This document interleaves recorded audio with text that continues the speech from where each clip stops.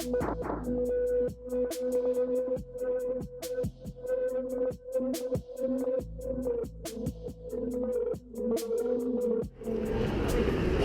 here at Town Square with the Bustling Masses behind me. This week I interviewed Vinnie Favorito. If you don't live in Vegas, you're probably thinking who Vinnie Favorito is. He's been doing his own show in this town, headlining, for over 13 years. He was part of the legendary Boston comedy scene, and he's taught a few comics. Some of them you may have heard of, like Bill Burr. Anyway, funny guy, interesting conversation. Check it out.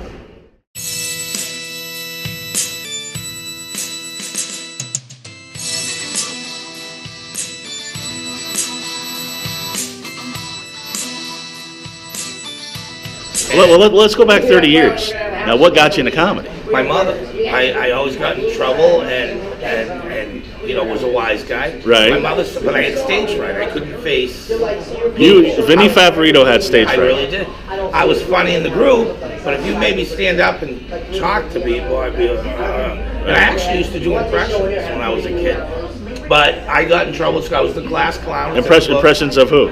When I was a kid, I used to Jimmy Cagney, you know, stuff you used to see on the show called Copycats. Right. Rich Little was on it, George Kirby. Right. And I was this young kid watching. I used to do Mae West. You know, You did Mae West. I really did. I did all that as a little kid. Yeah. It was crazy. That's great.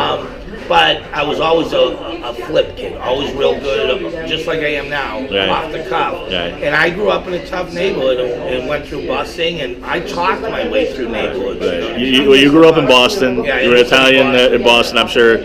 Irish and Italian, they're known for being very patient and very nice and very loving and gentle. Very loving people.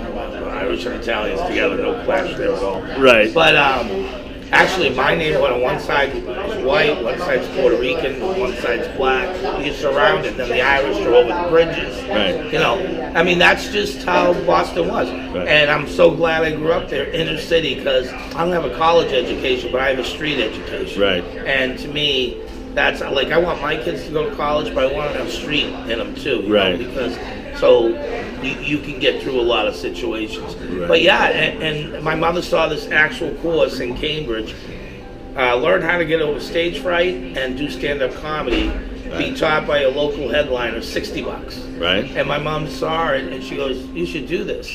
And my dad goes, you know what? We'll support you. You should do it.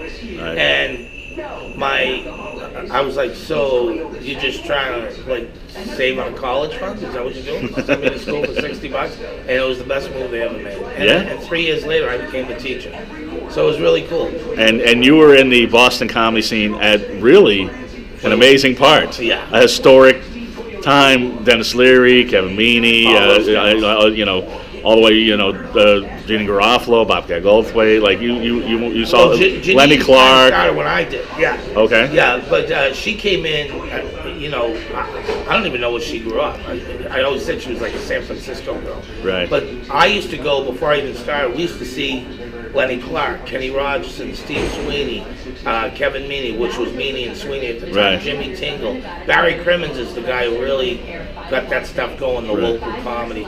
Stephen Wright, I didn't know him, but he was a Boston guy. Right. I was on stage one night when this Bobcat Goldthwait came in, and we had never seen him, and then he goes on stage, and we're like, what is that? You know what I mean? Right. So, yeah. You went to the Ding Ho. I mean, these are legendary things.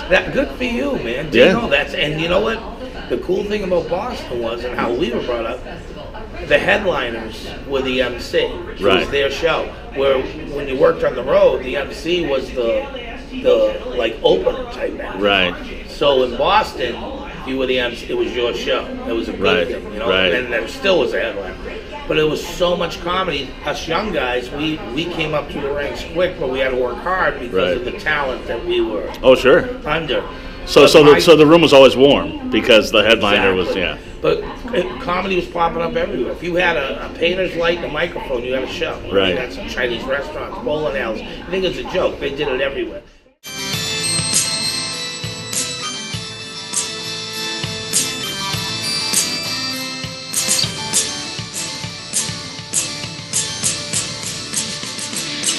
That you won the San Francisco Comedy Festival in 98? 98. I was the 23rd winner. I went out to LA in 98. My first goal was to getting that, not to be in a competition, just to get my name out there. And Boston comics have always done well in the competition. Right. Even if they didn't win, they'd come in second, third. So I went in it, and it was kind of a no-brainer. I just, every night I was winning. Well, you're being out Ralphie May and other comics that have become he was the big. final five. It was Ralphie. Bill Burr took your comedy class. Yes. When you saw him, did you know that he was going to be the star that he is now? Oh, absolutely. Bill was one of those standouts. I mean, he was just great. Bill was really fun. And I feel good. About 3 months ago, he mentioned me in his podcast saying, Vinnie Favorito, I was in his class, and he told us, and he brought something up from years ago. Bill Burr is hysterical. But he's my style of comedy. He's just a machine, you know. Right. And he speaks his mind. He's not afraid to do it, you know what I mean? Right. He's really something. I love him. Right.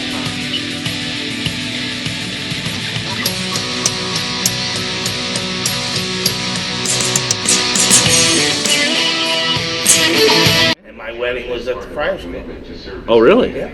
Was it a wedding and a roast, or just a wedding? It was the best. Yeah. It was the best, and the old time celebrities came to my wedding. I mean, it was really cool. Yeah. LA was really good for me. You know, Brent Freeman was like a dad to me. Milton Berle, who gave me the nickname Rickles with Venom.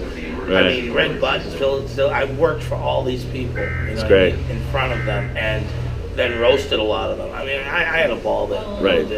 And speaking of roasting now, that's coming back too. We're bringing back the old school roast, right? The Westgate. We're doing the real deal, the real deus, just like the Dean Martin roast. Right. And we're bringing in big celebrities, and that's coming up. We're talking about doing right now 1 to 2 a year, which I'd like to do at least 2 a year, but hopefully we can do more. And it's going to be crazy. Right. And it's going to be the wish list. Like every comic, every entertainer, and every crowd member is going to want to be at those roasts. Right. That's how big this is going to be. And it's going to, you know, we'll pick charities that we're going to do with to give part of the proceeds to. But they're really excited just to have me there for that, because they want to bring back the old roast. Now, what do you think of the new roast, the Comedy Central roast, the roast battles? I think you have some of the most brilliant writing. You know, like I don't write a roast till I'm there, and other people start doing their things. That's why I come up with my jokes. But I don't like the format of a chair up here and a chair down there and people over there and people over there. I like the dais. Right. You can see them all, but it's the hipper thing, you know.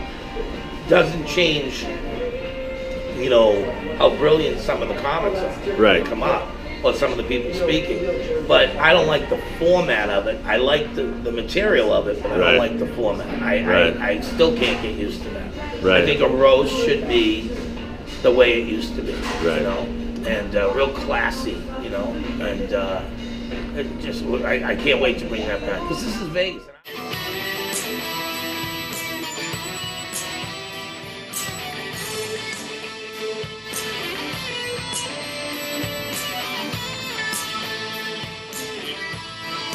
Vegas, and I'm in a building where Elvis made it famous when it was the International. Well, I was gonna ask you too, because you're at the Westgate now, which was formerly the Las Vegas Hilton. Right. And now the showroom that you're at, was that Elvis' showroom? No, this is Elvis.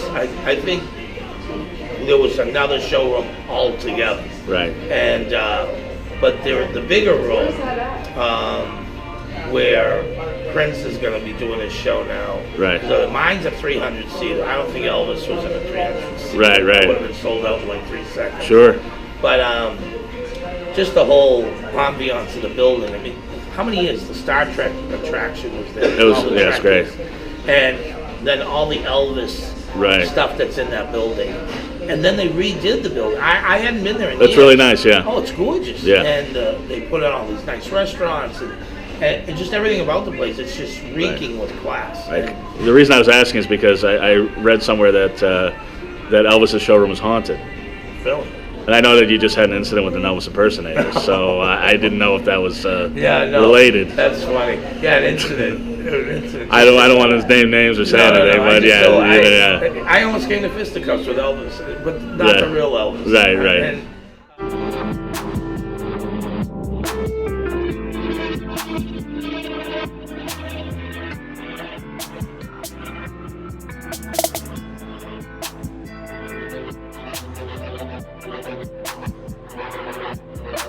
Right. And leave your political correctness That's right. at the door. If you can't take a joke, go fuck yourself, really.